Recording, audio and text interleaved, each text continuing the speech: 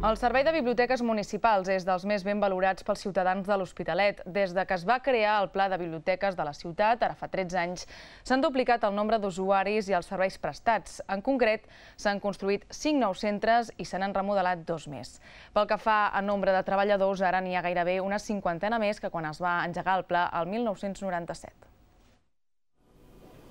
Les biblioteques municipals de l'Hospitalet són el servei millor valorat pels ciutadans, amb una nota mitjana de 7,6 sobre 10, segons l'últim baròmetre d'opinió. La inversió ha passat de menys de 800.000 euros l'any 97 a més de 4,5 milions el 2010 i s'ha passat de 2.000 metres quadrats dedicats a biblioteques a més d'11.000. Actualment, el 40% de la població de la ciutat té el carnet de les biblioteques de la Diputació, arribant a tots els sectors de la ciutadania. Tenim una de les xarxes més modernes d'Europa, en la que hi ha secció infantil per neolectors, per fomentar la lectura entre els més joves, activitats juvenils i activitats per gent gran. Vull dir, per tant, tothom té alguna activitat a fer a les biblioteques. I a les biblioteques hi ha cada dia al voltant de 3 activitats a les diverses biblioteques de l'Hospitalet. Hi ha més de 3.000 activitats l'any. Al llarg dels últims 13 anys, el teixit bibliotecari de la ciutat ha canviat radicalment. S'han remodelat les biblioteques de la Florida i de Can Sumarro i se n'han construït 5 de noves, repartides per tots els districtes de la ciutat.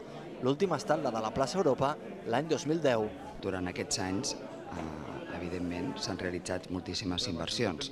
Jo recordo no fa tants anys el canvi de la biblioteca de la plaça Espanyola, aquella petita biblioteca, a la plaça Guernica, Josep Janés, una biblioteca que en aquest moment dona servei a moltíssims usuaris del barri de Collblanc i la Torrassa, o altres biblioteques que no existien, com era la biblioteca de la Bòbila.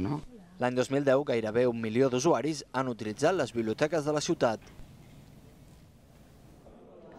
Després d'aquest primer pla de biblioteques municipals, l'Ajuntament en posarà en marxa un segon amb la voluntat d'oferir nous serveis i incrementar els usuaris. Per això s'ha creat una comissió formada per experts i representants veïnals per tal d'esbrinar com optimitzar encara més els recursos de les biblioteques, oferint així un servei de qualitat per a tothom.